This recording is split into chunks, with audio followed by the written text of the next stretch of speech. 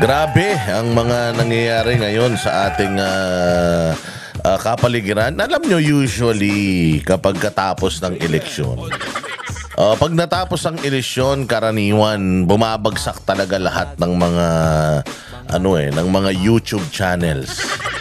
Oo, yung karaniwan dyan, yung mga live streaming ng mga kapatid nating mga vloggers. Ako kasi hindi na ako nakakapag live streaming. Kaya ako, ang format na lang ng vlog natin ay parang live stream na din. Minus the reading of your comments. Pero rest assured na lahat ng mga comments ninyo sa video na to, binabasa natin, hina-heart ko lahat yan. Pero yung live comments, hindi lang natin nababasa. Pero parang ganun pa din naman yung format ng ating mga ng ating vlog, para pa rin tayo nag-live stream, di ba? Pero usually bumababa talaga ang live streaming, yung activity, kasi maraming mga tao after the election either disappointed or or sobrang happy nila sa resulta ng eleksyon. Kaya ginagawa ng ibang tao, medyo nag-relax or nag-take a break sa politics. Kasi sobrang toxic talaga ng politics sa Pilipinas. Grabe ang toxic ng politics sa Pilipinas. Sobrang toxic nga ng politics dito. Hindi na alam ni BBM kung anong gagawin niya sa buhay niya. Hindi nga alam ni BBM kung ano magagawin niya. Magbibigti ba siya online? Kakain siya ng bubog ng blade? Magsasampalan sila ni Katunying. Hindi na niya alam ang gagawin niya para maging relevant Kasi syempre kabado na yung mga kupal na yan kinakabahan na sila kasi patapos na nga sila imaginein mo, patapos na sila. Meron silang ginawang kumbaga pagpapapogi sa taong bayan sa loob ng 3 taon. Pero nabwisit sa kanila. Ang taong bayan hindi nila na-win. Hindi nila na-win ang taong bayan considering na nag-focus sila into buying yung pagmamahal ng mga Pilipino. Parang ang ginawa kasi ni Bongbong at saka nung pinsan niyang tanga, ang ginawa nila, ang dalawang bugok na yan, isang lahi lang ng mga bobon pinanggalingan ng mga tukmol na yan. Ang ginawa kasi nila, pag-upo nila, ang inisip kagad nila, yung succession. Succession kagad. Kasi imagine mo, taing-tai sa kapangyarihan ng mga punyeta na yan. Pagkatapos nung matandang Marcos, nung ipinatapon sa ibang bansa yung kupal na yan, hinangad na ng mga ito yung makabalik sa kapangyarihan. At magwalwal, magpakalasing.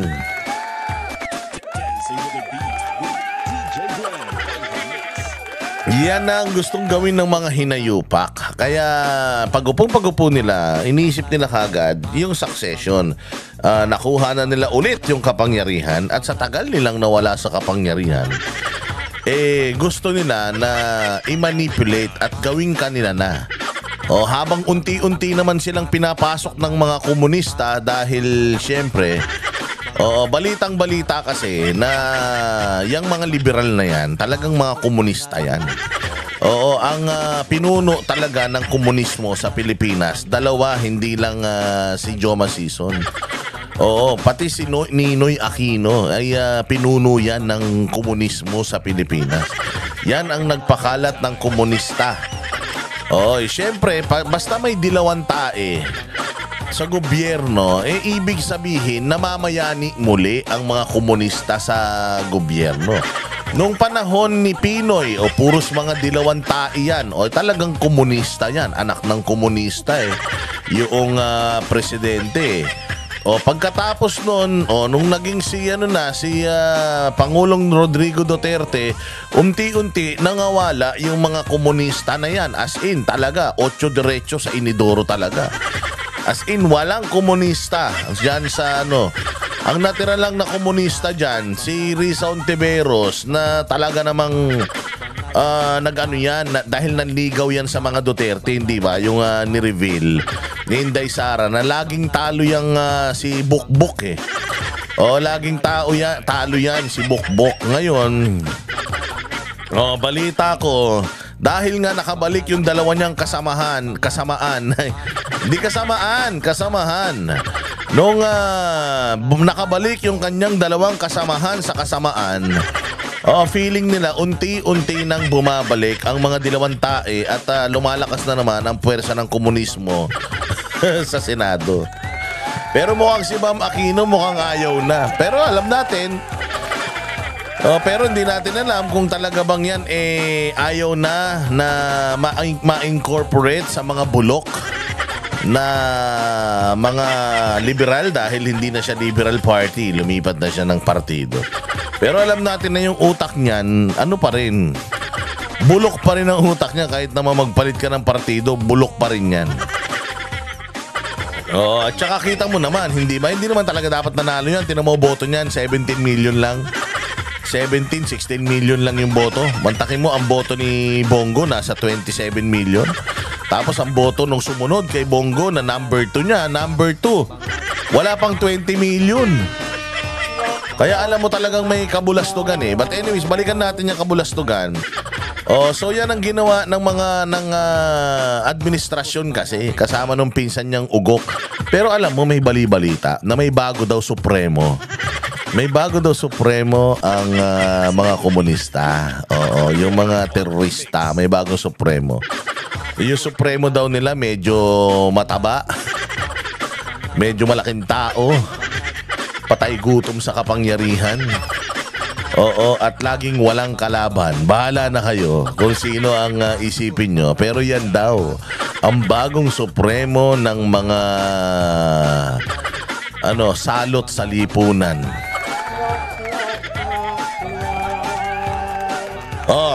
So ang ginawa nila, para silang yung mga usual na mga manliligaw. Usual na mga manliligaw. So paano mo ba i-win? Paano mo i-win yung pagmamahal ng iyong nililigawan? Dalawa lang yan. Pag nanligaw ang mayaman, at ang panliligaw ng isang totoong nagmamahal, yung mahirap. Hindi ba? Kapag ka mayaman ka, pag nanligaw ka, bibilin mo yung nililigawan mo. Bibilan mo siya ng mga mamahaling mga gamit, pakakainin mo kung saan-saan, reregaluhan mo. Tapos kumbaga gagamitin mo yung iyong kayamanan para lang mahalin ka netong iyong tinatarget na nililigawan. Samantalang yung isa namang klase ng manliligaw, yung talagang mahal lang niya, walang-wala siya, pero magpapakita siya ng kabutihan, magsisibak ng kahoy, mag-iigib, magpapakaalipin, magpapakaalila para lang mahalin siya ng kanyang nililigawan. Ngayon, etong mga Marcos na mga kupal at saka itong Romualdez na ito, ang ginawa nila yung ligaw mayaman. Papaano? Mata pobre ang ginawa. Binili yung mga magulang, yung tatay binila ng pustiso, yung nanay binilan ng salamin kahit di naman malabo yung mata, binilan pa ng baston yung lolo at lola kahit na mga naka-wheelchair na. Hindi ba? Ganun ang ginawa ng mga Marcos at nito ni Romualdez. Niligawan nila yung mga tao sa pamamagitan ng ng material na bagay, pera, ayuda. Ayuda, mga bossing. Pero kahit na anong bigay mong ayuda, mantakin mo simula pa lang yan na ginawa nila. Wala silang mga infrastructure, wala silang mga project, wala silang mga plano. Lahat ng gusto nila sumasablay, lahat ng gawin nila nabibisto dahil nga mga kawatan eh. Tapos ganyan ang minahal ba sila ng taong bayan? Hindi. Kasi mas na-appreciate nung nililigawan yung talagang naghihirap, yung talagang ipinakikita mo na hindi lang ako ang mahal mo, pati yung buong household ko. Hindi sa pamamagitan ng pagbili ng ng mga mamahaling mga gamit at kung ano-ano pa. Pero yung ipakita mo na sincero ka talaga na makakasama kita sa hirap at ginhawa. O hindi ba? Na ikaw ay nakikita kong talagang pinaghihirapan mo yung tiwala ko, talagang gusto mong makuha. At you are working hard, you are breaking a leg, you are investing your blood, sweat, and tears para sa aking matamis na oo. Mas na-appreciate yun ng tao. Kasi yung mga katulad ng mga yan, nila Romualdez at saka ni Marcos, na kapag niligawan ka sa pera, babawi yan. Bababuyin ang katawan mo niyan. Oo, baka mamaya niyan, pagka sinagot ka na niyan at minutel ka niyan, baka may mga dala pang mga martilyo't pako yan. Oo, baka hampas-hampasin ka pa sa sobrang hirap na inabot niya sa'yo. Pinasabik mo ko pinahirapan mo ko Baka habang naglalabing-labing kayo niyan, nilalatigo ka pa ng hayop na yan. O baka pinapaso ka pa ng kandila at saka pinipitik-pitik pa yung eyeballs mo. Sa sobrang laki ng ininvest niya sa'yo, bababuyin ka niyan pag nakuha ka na niyan. Pinahirapan mo yung mga mayayaman na yan, ganyan yan. Pag di nila nakukuha yung gusto nila, nanggigigil. At kapag nakuha na nila yung gusto nila, umaabuso. Kaya nga may mga kaibigan ako, may mga kakilala ako na sa sobrang gigil, minsan nahihimatay na sila Versus yung talagang naghirap at talagang niligawan ka ng maayos, irerespeto ka niyan. Kapag ka nakuha niya ng matamis mong oo, mas magiging peaceful, mas magiging masarap at masaya ang magiging buhay niyong dalawa. Dahil alam mo na sa hirap at ginhawa, ipinaglalaban at ipaglalaban ka niya.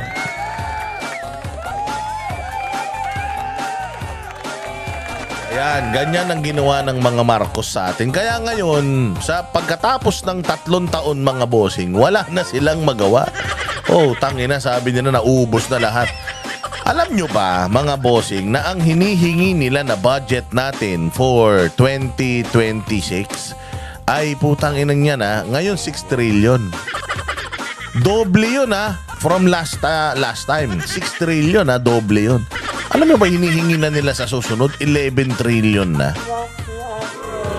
Tangina nyo, wala nga kayong nagagawa sa bahay Pilipinas. 11 trillion pa yung gusto nyong hingin. Okay nang inin ninyo, pare-parehas nga kayo ng mga cabinet secretary nyo walang mga silbi. Wala kayong mga proyekto, putang ina nyo, tinaasan nyo from 4 trillion to 6 trillion. Ngayon 11 trillion naman daw yung target nilang hingin. Tangina nyo, saan nyo kukunin yan?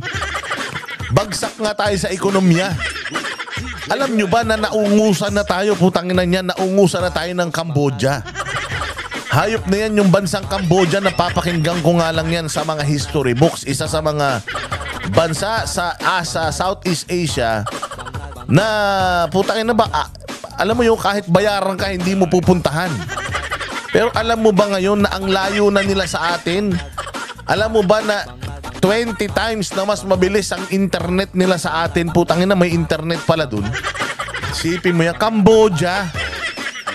Naririnig ko lang yan nung history ng nung elementarya ko Cambodia, Burma. Dahil kapitbahay natin yan pero walang hiya yung mga bansa na yan. Ang lalakas, ang yayaman, ang yayabong na nila ngayon. Tapos ang Pilipinas, putang ina niyan, balik Marcos, balik pagnanakaw, balik sa diktadorya. Parang hindi naman literal na diktadorya, pero parang diktadorya na. Kasi puta ini sila na lang nasusunod. Wala nang boses ang taong bayan Tapos tayo, pabagsak ng pabagsak, ang gagaling ng mga Pilipino. Lahat ng mga magagaling na Pilipino nagpupunta sa ibang bansa dahil putangin na niya, walang programa dito sa Pilipinas para sa kanila. Aral ka ng aral, gusto mo pakadalubhasa. Pagka ikaw scholar pa ng bayan, halimbawa scholar ka ng UP, ng Philippine Science, ng Polytechnic University, kapag ikaw ay sponsor or scholar ng Pilipinas, Pag-graduate mo, hindi ka pa pwede kaagad magpunta sa ibang bansa para kang nakatali muna dito at least 2 years hanggang 5 years.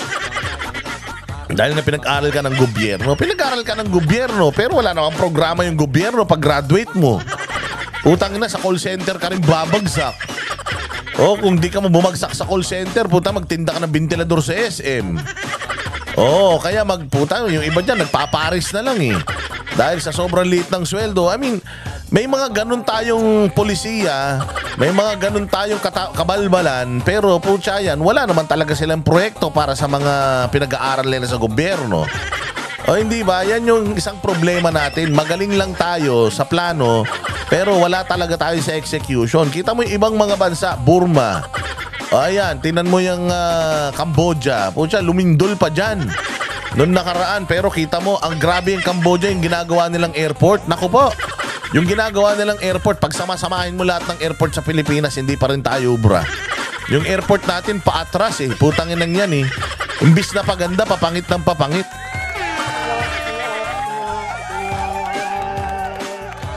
Diyos mio. Tangin na, poste na lang eh. Poste na lang na hihinto sa mga sasakyan eh. Hindi pa natin magawa ng maayos. Pukin na yan. Puros corruption talaga dito. Mga hayop na yan. O hindi ba? So yan ang nangyari. Sa loob ng 3 taon, wala. So ngayon, kabado na sila. Di nila alam kung anong circus ang gagawin nila para sa susunod na 3 taon pa. Kami ang boses ng masa, hindi natatakot. Katotohanan lang, di kami nalulunod.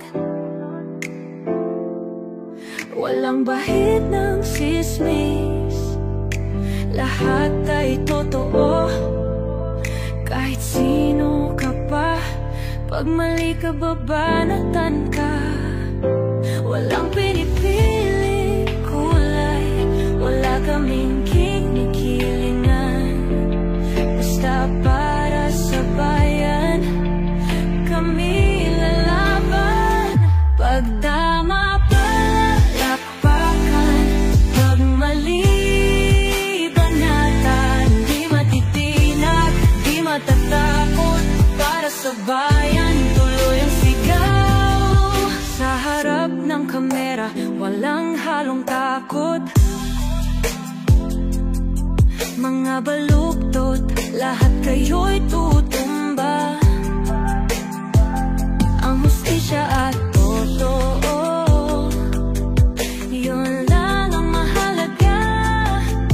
Kahit sinong harang, di kami matitinag. Walang pinipiling kulay, wala kaming kinikilingan. Basta para sa bayan, kami lalaban. Pag tama palapakan, pag mali banatan. Di matitinag, di matatakot, para sa bayan tuloy ang sigaw. Kung nasa tama ka, ikaw ay aming kasama. Pero pag mali ka, handa ka na bang mabasag? Banateros kami, walang inuunan. Dahil bayan muna, bago ang sarili.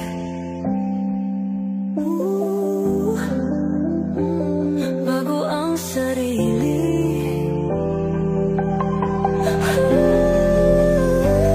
Pag tama palapakan, pag mali banatan. Banateros ang sigaw, katotohanan ang laban.